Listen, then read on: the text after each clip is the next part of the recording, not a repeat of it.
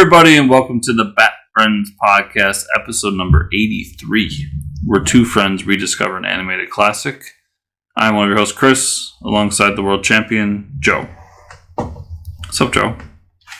Living my best life. So, looking up my notes. Last week, we talked about how this string of episodes is really good. Here's my complaint about this string of episodes. Okay. Nobody wants to take credit for shit, and it really bugs me. Because there's 20 names. Are there?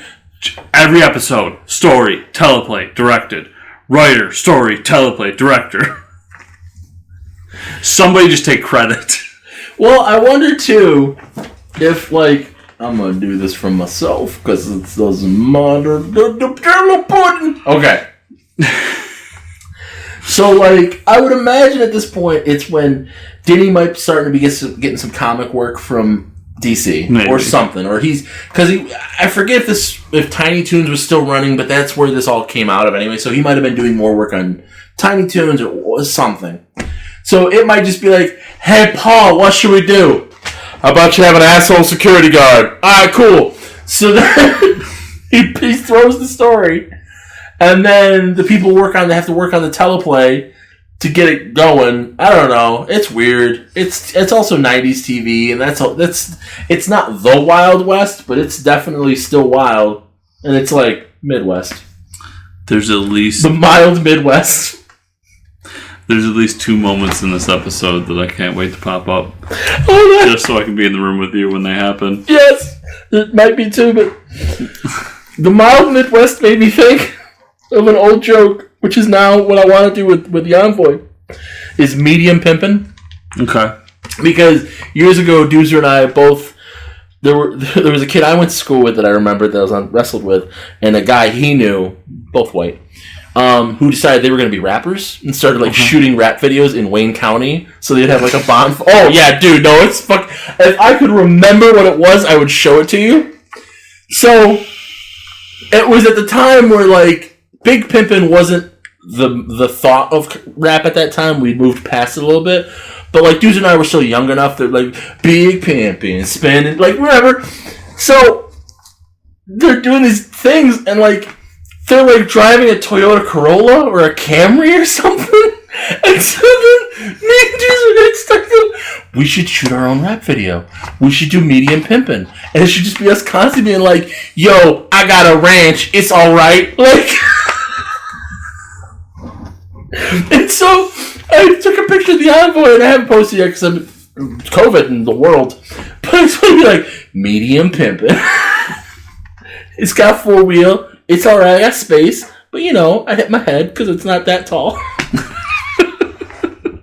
It's just medium pimpin', baby.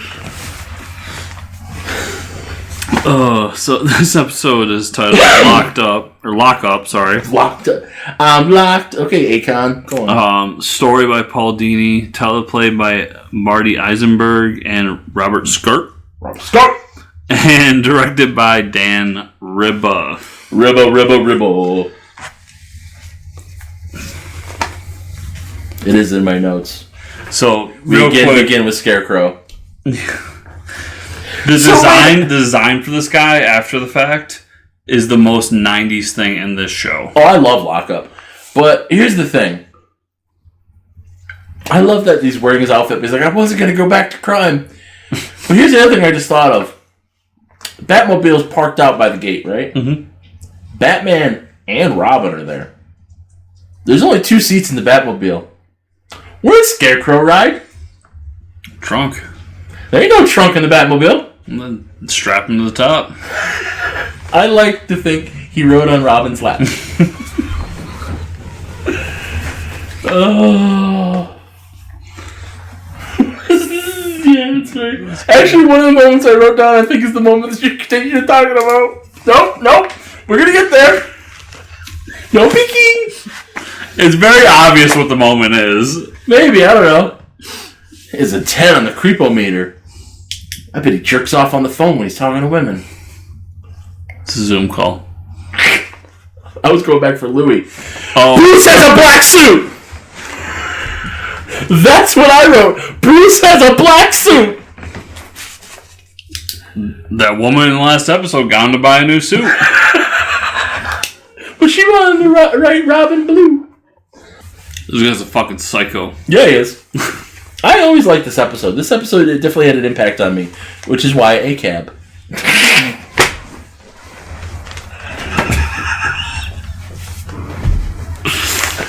Joe's just doing jokes for himself at this point. Yup. Bupkins. Bupkis. I love the look at him. And then here's the thing, too. That for whatever reason, Ventriloquist is going to rat on him, and the Scarface is like, shut up. It's a real stand-up guy. No complaints here, Chief. I do find it weird. Like you said, where it's like, we're going to put Scarecrow in this. He ain't going to do shit. We're going to put him in here, though. And then Bruce is like, well, I'm the world's greatest detective. They're hiding something. Now, did you notice that? Because I didn't notice that the first time either. What? Scarface is not on either one of Ventriloquist's hands. And he pops up into the shot looking at Ventriloquist, turns around, Harley knocks him back down, and you can still see he's not on Ventriloquist's hands. Now he is. But he wasn't. It's a little cock magic. No. Okay, Randy. I just watched that episode the other day. That was one of the ones where I'm like, that's insane, and I love it. So we can, this is great too. You know who they make sure not to include that would have been easy to include? Here we go. I love this. Whoops. I love that. Joker. Because Joker would not have been sympathetic. Yeah. Nobody would have cared. If Joker was like that, it would be like, good. He deserves it. Yeah. Plus, I don't think Joker would cower in fear to him. Depends. Maybe this Joker. Right, I was going to say, because different interpretation. Yeah. But look at who they picked. Harley, she's already riding that line and we're sympathetic towards her. Ventriloquist, who we know, he just looks like a sad sack anyway. Like, and Crane, who is the master of fear, so for him to be terrified carries more weight. Yep. Now, Croc would have been hilarious. It would have gotten real racist real fast. In fairness, you would have just shot Croc.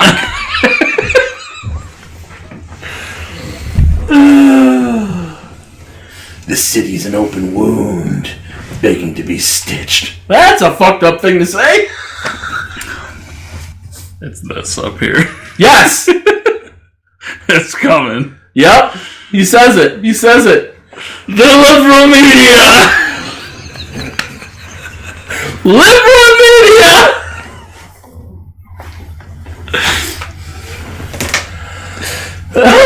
But in the moment when I'm looking at my notes, I can't remember if he said it or if I just thought he said something like it and I thought it was funny. No, I specifically remember because not only did it pop up, but black suit. Yeah. They ran out of brown crayons. No, look at the background. But no, in the house, kids are awake. I'm watching it, and I laughed, like verbally laughed, because you came immediately to mind. Because it's like that's what I did. Because I was just like, wait, what? Did he really say that? That doesn't make sense to kids. Nope. We still have trucks on our lot that have those cranks. Really? And, yeah. So one day I got in and I'm like, the window. The fuck? I cranked it, and the best part is I cranked it because you just cranked it and just want like that much. Yeah.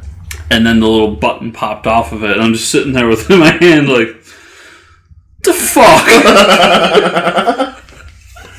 This is silly. This is silly. The other moment. Oh yeah, okay. Where it's like this was them trying to do the Superman and the telephone booth. Well, and they've done it before where like he was running up the stairs and he changes as he goes up the stairs. Like, it's just one of those things. Fucking Judge Dredd looking motherfucker. That's some 90s Image Comics shit right there. Yeah, it is. Those shoulder pads. That chain. That's Spawn's chain right there. Kids like chains. It's all the rage. And you're part of the problem. I'm gonna plant some evidence on you. Woo! Kinda did his move. Yeah, no, I did. I remember. I don't know what struck me so much about this episode, but I remember this as a kid, and like it stuck with me. Well, it's probably a big chunk of it is like the design for Lockup is pretty cool, especially to a kid. Yeah. One, like you don't see his mouth; it's not cut out, but they make sure to indent it so that you know. Yeah. Bullock! Just how many times is Bullock gonna crash? I mean, I get he wasn't driving this time, but still. See, if we would have known ahead of time, we should have done a constant ticker of how many concussions Bullock has gotten. Another cycle. I'll go back and get my briefcase. And this thing. This is liable. No one configures a lock like him. He's a really good locksmith. That's his superpower. Clock King has this right here. Another great villain created by the Wayne Foundation. Yes, that was good too. Yeah. But Clock King has an encyclopedic knowledge of train schedules. Lyle Bolton is a really good locksmith. Not, oh, look at this motherfucker. He just lifts like nobody's business. He's swole as fuck. F-84. Yeah, that means... Oh, that's the boat. That's right. Like, what's that mean? Oh, yeah, it's the boat. No. He was in the Navy, I guess. I don't know. It don't matter. World's greatest detective. I wonder where this... Oh, hey. I know these locks. I'm a detective. I found you. So he just runs away. Dr. Bartholomew? He's got a skull. Why does he got a skull? Nice. It's the Lost bad forever. thing. Lost forever. Lost forever. Nope. I have recovered it from the black hole. This is not the... Oh, yeah. I forgot. And then he locked me up. Took me 15 minutes to hit the switch. I have a pocket laser. Yep. Then Bartholomew. Now Gordon. Put extra security around Mayor Hill. He might let me in on the joke. I'm not the Joker, asshole. Typical. I do love when Bullock and Batman get to like the begrudging respect level. Yeah. It's fun. I have the finest security system in the city. It's virtually impenetrable. Bitch, fuck your security system! I'm the Batman. And then this guy comes out of the fireplace. Yeah, like goddamn Santa Claus.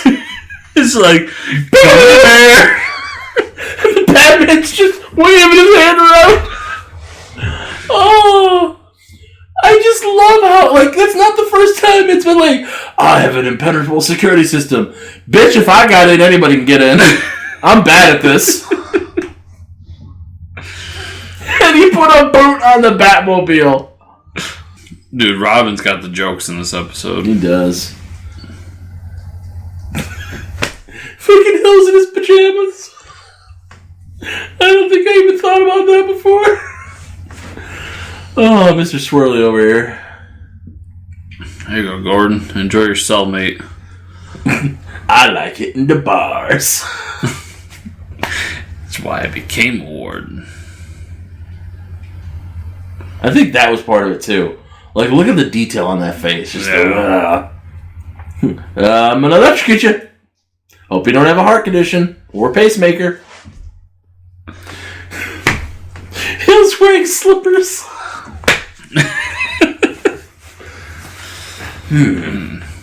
Just as I suspected from the rust. Information unavailable. All I could think of during this when the thing pops up was, it's balls. Well, here's the other thing. What if F-84 is a serial number on a boat? Serial numbers have more than 3 digits. Operation Stonegate. Lyle Bolton. Well, blow me down. Inappropriate, Robin. Inappropriate. Robin doesn't know when to be appropriate. We found it. World's greatest detective. Seems empty. I can't. I was gonna make a joke and I can't. Look, I just want Batman to slap him. Shut up. I have a fucking turret. Yes. For the record, turrets don't typically turn into the ship. That's kind of a flaw in the design. No, he got the Joker to do that for him. We haven't got to that yet. That's my favorite part. Because it ties into the whole, like, where's Joker get all his technology? Big Brother's watching you and jerking off later. It's true. That's what those white gloves are for. What? Here comes Dr. Octopus. Gonna get hentai up in this bitch. We'll soon change that. I'm gonna make you squeal like a piggy. Dance for me, boy. Dance. The fuck is that, anyway? You know, smoke grenade. Also, why does destroying the camera release the cables? Because that's what happened. I never questioned that, too. Not once. I was like, yeah, this makes perfect sense. And then that was such a great moment. Batman going fucking backed up, just smiling as Robin just gutting shit. All cages mode. Release. That they weren't okay. Sure. When did he tie them up and rape them? I don't know. The raping was on what was about to happen. No, my prisoners. Oh no, covered in boots.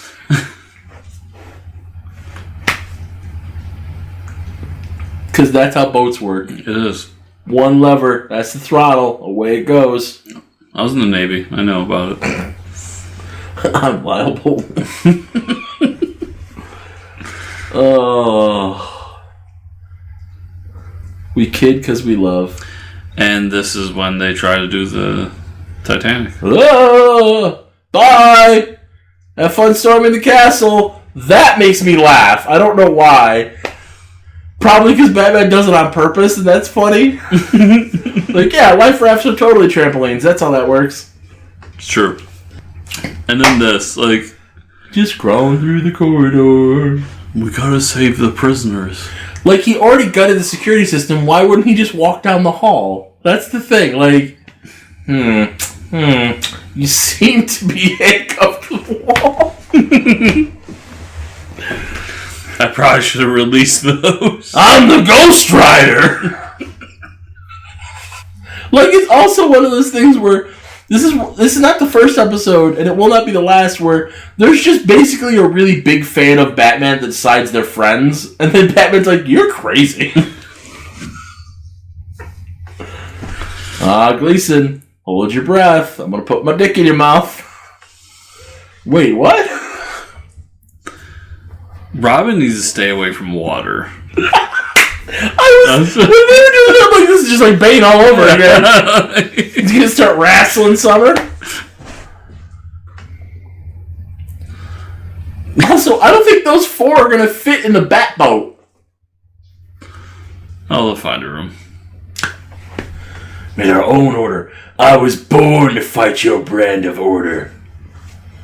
Listen, Batman, back the blue, huh? He's wearing blue. That's true. Oh! Well, that was easy. I killed the Batman. I win. Wait a second. This whole sequence is ridiculous. I think I stopped paying attention at this point. I'm gonna put you... Like, no, that's... A rudder can't go like that because it doesn't work. Have a face full of mud. Here's mud in your eye. goes and just fucking pushes him. How is he there? He literally donkey punches him in the back of the head. We could have been a team, but you like your teams to be teen, I guess. So now I'm gonna throw you in the water. How convenient that there's an escape hatch under the boat. You never know what's gonna go upside down like that. I guess. To our watery deaths! Batman's crazy. Batman is crazy. Should I jump in after him? Well, I guess... No, how are we going to get off of here? Guess I'm the new Batman. So, let's review. Batman, handcuffed, grabbed Lyle Bolton by the boot, dragged them both into the water, comes out not handcuffed, with Lyle Bolton knocked the fuck out. Also not handcuffed. Oh no, now he is. Wait, he came out of the water not handcuffed. He's the goddamn Batman. He is the goddamn Batman. But that's another one of those things where it's like, well, how's Batman going to get out of this? He's Batman. Yeah. He goes below the water, comes up, he won. This part makes me laugh. I mean, it's just Rorschach again, really, but... Yeah. Like, he can still beat the shit out of you guys. Just for the record. Just because he's a prisoner doesn't mean he can't beat the shit out of you. He actually probably has more of an incentive to do so now. Yeah. Because what are they going to do? Just... Like, he... I mean, is he really criminally insane? I think he should just be in regular prison. Yeah. He should be in Blackgate. Yeah. They'll never slip past me again, except for every time they do for the rest of the series. True. It's not like no one ever escapes from Arkham. That would be a fucked up story to do, though. Like, just Lockup was right. Once he gets put in there, nobody ever escapes from Arkham ever again. And it's like, well, broken clock's right twice a day, I guess. I don't know. Fucked up, Batman. We could have been a team. I love this episode. There was those two moments, but the one that I really... The liberal media one's just funny. That's fantastic. But the Robin coming up to him and be like, well, another great villain created by the Wayne Foundation, and Batman just glares at him. He goes, I was just kidding, man. It hurts because it's true. Speaking of the liberal media, where can people find you on the internet? Oh my god, I've done that. Deviled Oreos. Take out the filling, mix it with the same amount of peanut butter, and then put that in the Oreo. I didn't mix it. I popped an Oreo, I put peanut butter on the filling, then sandwiched it back and ate it. Delicious. That's... I don't know if we should call it a deviled Oreo, but I like it. Heavenly Oreo. Where should people find me? Well, a deviled egg is just an egg that you took the heart out of and then mixed it with another product. Have you seen that Rick and Morty meme? No. I don't know if I could find it, because like 8 people have fucking posted it, but it goes, hey, do you want to eat 6 hard-boiled eggs? No. Okay, what if I take out the yolk, mix it with some mayonnaise, and put it back in with some paprika? What about then? You son of a bitch, I'm in. I didn't realize that I don't know if we had that conversation, but people are listening to this podcast, so hopefully they enjoy it. I never realized how easy deviled eggs were to make. Oh yeah, we've had this conversation. Okay. But like, mayo is made with egg, so what you really do is you hard-boil an egg, you take out the yolk, you mix that with more egg, aka mayo, then you put it back in the egg. Yep. Who the fuck came up with that? A goddamn genius. That's who. I mean, I've had some good deviled eggs. I don't think I would ever ask somebody to make deviled eggs. I would. I'd love me some deviled eggs. Yeah. And I think that's an important line that people need to realize about themselves. Like, where it's like, you can like something, be like, oh yeah, that's good, I'd eat it. But I wouldn't ask someone to make it for me. And I think that's a different line than, would I make it for myself? The line for me is, if somebody comes to my house and brings something and I like, and I'll eat it, but would I go out and search, is there ever a time where I go out and say, Let me get some deviled eggs. Yeah, I need to go get some deviled eggs. Right. And there are definitely times in my life, one might be tonight, where I need some deviled eggs. But that's what I like when I say ask somebody to make it for me. That's what I mean. Where it's like you go and search it out. Like, I need to get me some deviled eggs. Yeah. But I also think that, like, I need to get me some deviled eggs, or anything. It doesn't have to be deviled eggs. We're just talking about that now. Is different than I'm going to make deviled eggs. I'm not saying it's like a hierarchy. I'm just saying it's the different metric completely. Yeah. I think there's a certain brand of laziness to my life where I'm going to make deviled eggs is rarely an option. I thought about making them just because I'm like, when I realized how easy they were to make, I'm like in conceptual, I'm not saying that they're fucking bullshit. I'm just saying conceptually, there's not a lot to it. Mm-hmm. There's not a lot of ingredients. Like, it's harder to make sauce from scratch. Yeah. And I've done that. So that's where I was like, I wouldn't mind just making them just to see. But I don't know. Did I tell you about this is now the cooking podcast. Did I tell you about the Philly cheesesteak meatloaf? Yeah, we talked about that. Because I said, that sounds so good. Yeah, so when it was so we made it. Yeah. And because you were gonna, whatever, when we talked, I think. Yeah. So when we went out, there was literally a moment where the recipe calls for provolone cheese. Okay. And I stood there and said, we should get Cheese Whiz. Yeah, we talked about that. Yeah. Okay. And I was shot down because everybody else was like, that sounds stupid. I was like, but that's how you get a cheesesteak in Philly. A proper one. Did I tell you about the Philly taco? No. So I was thinking about doing this because I was originally going to go see Chuck, and then apparently Philadelphia is just shut down until New Year, so that's not happening. But Colossus did it when we were in Philly for Worlds, when I won. What it is it's not like an official thing, is you go to Jim's and get a cheesesteak, because if you're in Philly, Jim's is the best cheesesteak. Fuck Pat and Gino's, you're trash. It's true. And it really is true. It really is true. And then you go get a slice from Lorenzo's. Okay. And you wrap the cheesesteak in the slice of pizza and eat it together. Colossus did it, and he said it was amazing. I'm down. I told Chuck about it, my hetero life mate who lives in Philly. And he goes, yeah, that's some tourist-ass shit. I'm like, it's also some fat-ass shit, because that sounds delightful. I've only been to Philly a handful of times. I haven't found the cheesesteak, but I've done all the touristy. The correct answer is Jim's. Okay. Next time I'm down there, I'll try to remember that. But it's also in a cool area. Like, it's a cool little street to go down. I've done all the touristy cheesesteaks, and they're just not good. No. Well, like, I would rather go down to the place that we have here locally. Yes, and that's what I was about to say. When I went down the first time when I visited Chuck, we ordered, like, we had it delivered, like, we got pizza or whatever. And that was when I taught him how to properly sauce wings, since apparently they don't know how to fucking do that there. And I go, well, I just want a cheesesteak. He's like, well, cheesesteak's good. I'm like, okay. And it tasted just like fucking Max from up here. And I'm like, this tastes exactly the same. So, like, do we just have great cheesesteaks here, too, because people know it? Or, like, whatever. Well, that's the thing, is when... Because I'm not shitting on the local cheesesteak. For having a cheesesteak right around the corner from my house, it's really good. And we're in New York. It's not like we're in Philly, so that's where it's like... Yeah. Plus, they do things that they don't do down there, like the garlic parmesan cheesesteak is delightful. Yeah. But, anyways. Or, what we really have that's better, garbage plate cheesesteak. The Big Mac, yeah. Or not the Big... That's not what they call it. The Fat Mac. Fat Mac. Call it. I got the Fat Mac on a roll, and I'm like, this is not what I expected, but it's delightful.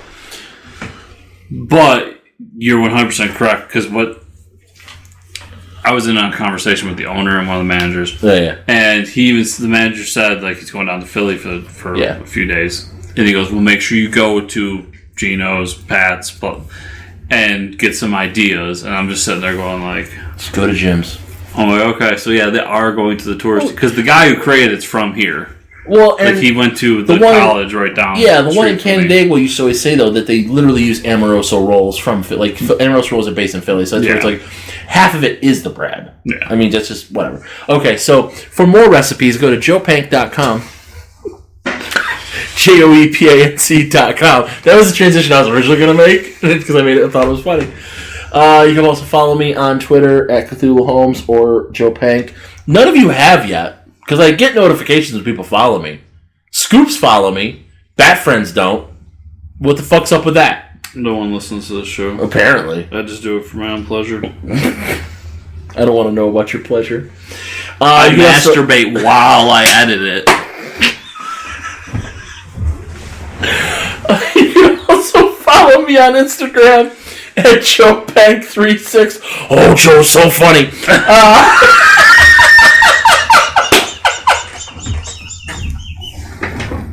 This is really where we are, just doing this to ourselves. And if you want more of whatever this is, you can go to patreon.com/JoePank, where for as little as $2 a month, you can get my other podcast, Joe Meets World, up to 3 days early, uncut, and unedited, where we kind of go wild like this. And, yeah, if you like geeky shit, go to ClixNexus too. ClixNexus.com. And you can find everything I do at ForceComicNews.com. If you're listening, 5 stars, please. Please, 5 stars. If you're watching, like, subscribe, share, comment down below, and share with a friend, because sharing is caring, and they need more of this in their life. You can jerk each other off.